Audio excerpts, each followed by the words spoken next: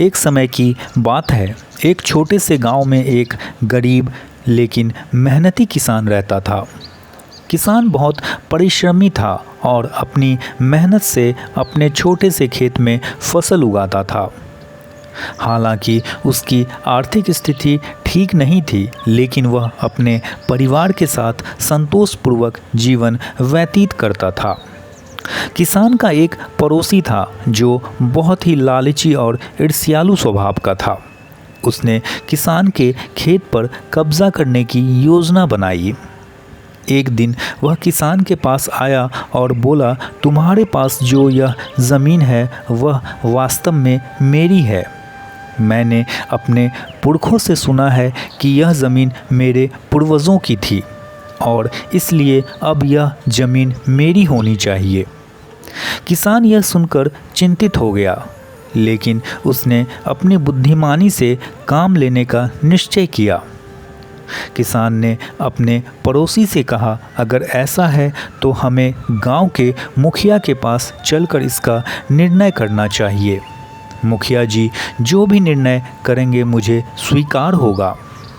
पड़ोसी ने सोचा कि मुखिया भी उसके पक्ष में फैसला देगा, क्योंकि वह मुखिया को रिश्वत देने की योजना बना रहा था।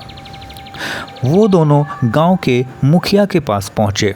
मुखिया ने दोनों की बात सुनी और कहा, अगर यह ज़मीन तुम्हारे पूर्वजों की थी तो निश्चित रूप से इस ज़मीन के नीचे कुछ निशान होना चाहिए जो इस बात की पुष्टि कर सके कि यह ज़मीन तुम्हारी है।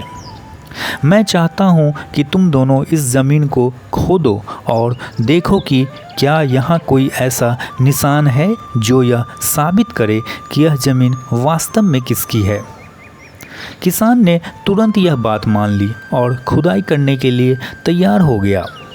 लालची पड़ोसी भी किसान का राज़ी हो गया, क्योंकि उसे यकीन था कि कोई निशान नहीं मिलेगा और वह रिश्वत देकर मामला अपने पक्ष में करवा लेगा।